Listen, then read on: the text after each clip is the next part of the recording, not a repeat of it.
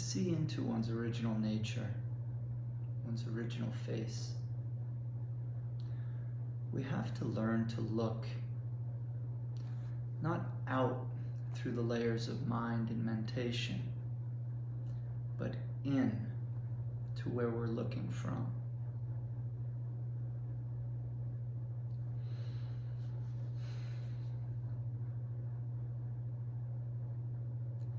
To move out into the world and get lost as a thing among things is the heart of suffering.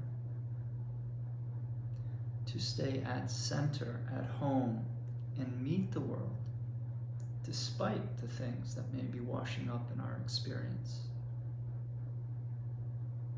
is the path to peace and freedom. No avoidance, no resistance. Simply allowing what's here to be here, getting a sense of it, and harmonizing. It's really all we have available to us. Everything else is to resist or struggle. And the old Zen expression, let go or be dragged, is ever apt. And in some ways that suggests we're all being dragged by little hands that we don't see that have been set in place for many years. And it's only in beginning to see this, to recognize this, that we can begin to let go of these forces that pull at us, that move us out of center. In willing to be non-reactive, to not push back, to not resist, we find the space and capacity to harmonize with whatever shows up. And it's like surfing or riding snowboarding or something. You fall. Nobody doesn't fall. But it's not a problem. It's part of the activity. So you get back up, you go have another run, and you enjoy that one too. And maybe even you learn to enjoy the falls, because it's all part of what's unfolding. The one who imagines they shouldn't fall is the one who's being let go of. That's the obscuration on the clarity of what's here. That's the movement into the mind that resists what is.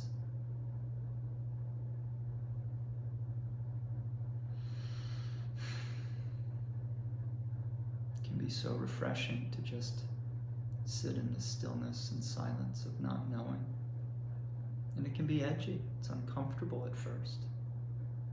But everything is. Exercise, learning, you name it. The tragedy of becoming an adult is we learn to avoid this discomfort of learning. And we only do it because we've gone outside of ourselves, turned around, and are judging ourselves as an object, as a thing, among things out there. But that contortion to look at oneself from over there is problematic because it's not where we are.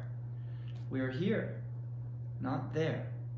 And when I see here, when I look at where I'm looking from, then it creates the space to put everything out there into its proper place in relation to the emptiness that I find at zero distance from center.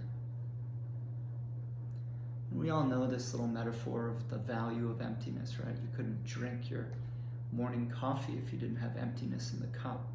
The emptiness is the heart of the function. It is the capacity for everything else to fill that empty space. And when I close my eyes, I'm in emptiness. There's nothing here. And when I open them, the world floods in. And it couldn't if there was already something here. So if I was seeing my face when I look out at you, there'd be something in the way of my seeing. But there isn't. There's just transparency, wide open clarity of a single eye, not two little meatballs, but a single wide open view.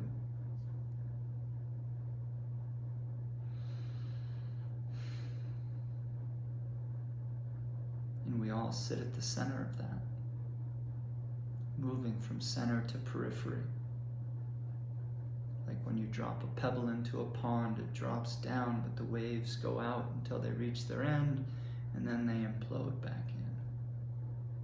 So natural, so effortless. This is our true nature. Until we get all faced up and take what's over there and put it here and try to figure out what to do with the world. It's an unnecessary suffering. And I know, I've been there. But now I'm so grateful to be here, to see where I am, and to realize that I have infinite space for all this. Without having to do anything, it all just shows up. And with a little humility, we can learn to fall in line and figure out what's ours to do and let go of what isn't. It's the journey of a lifetime, discovering the depth of who and what you are. And we simply have to have the willingness to turn the arrow of our attention from only going out to returning and referencing where it's going out from, upstream of all that's seen, the point of origin, the still headwaters from which everything descends. I'd suggest that's where we all are. And in truth, we're all of it, the headwaters as well as the waters that fall. They're always in connection.